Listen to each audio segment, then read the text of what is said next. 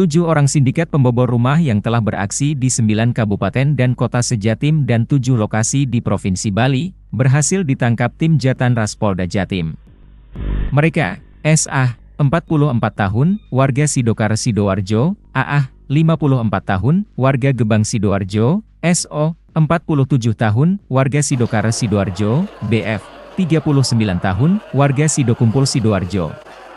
Kemudian AM, 47 tahun, warga Pucang Sidoarjo, PW, 48 tahun, warga Pekauman Sidoarjo, dan AS, 45 tahun, warga Kelurahan Popoh Wonoayu Sidoarjo.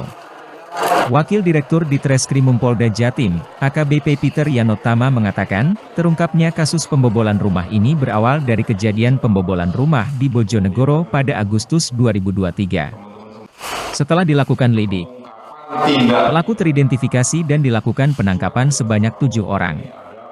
5 orang tersangka merupakan pelaku pembobolan, SA, AA, SO, BF, dan AM. Kemudian 2 lainnya adalah penadah barang curian, berinisial PW dan AS. Catatan penyidik, para pelaku sudah beraksi di 14 lokasi yang tersebar di 9 kabupaten dan kota sepanjang tahun 2023. Mulai Bojonegoro, Mojokerto, Bangkalan, Situbondo, Jombang, Pamekasan, Tuban, Malang dan Jember. Bahkan terbaru setelah dikembangkan lebih lanjut, para pelaku juga sempat beraksi di 7 lokasi yang tersebar di Provinsi Bali. Setelah ditelusuri rekam jejak aksinya, dari 5 orang tersangka, ternyata 3 orang diantaranya merupakan penjahat kambuhan atas kasus serupa atau residivis. 3 tersangka yang merupakan residivis itu adalah SA, pernah dipenjara 2 kali setelah mendapatkan vonis penjara dari Pengadilan Negeri Denpasar tahun 2014, dan PN Lamongan tahun 2016. Kemudian tersangka AA, pernah dipenjara 2 kali setelah divonis penjara oleh PN Denpasar tahun 2014 dan PN Lamongan tahun 2016.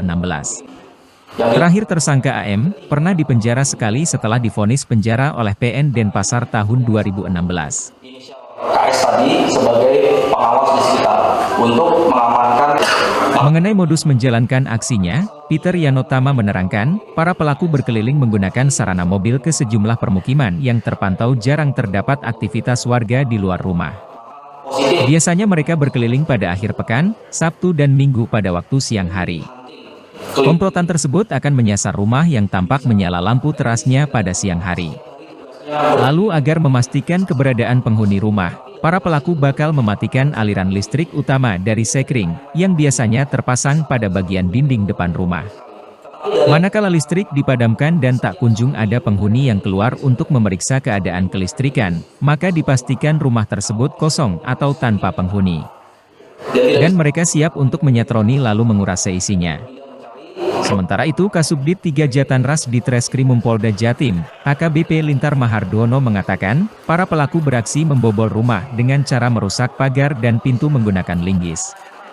Atas perbuatannya, kelima tersangka dikenakan pasal 363 KUHP, tentang pencurian dengan pemberatan, dengan ancaman hukuman 9 tahun penjara.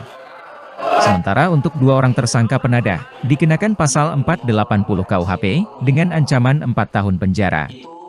Asumsi awal dari yang bersangkutan pasti biasanya rumahnya kosong. Untuk membuktikan rumah itu kosong atau tidak, dengan... Terima kasih sudah nonton, jangan lupa like, subscribe, dan share ya!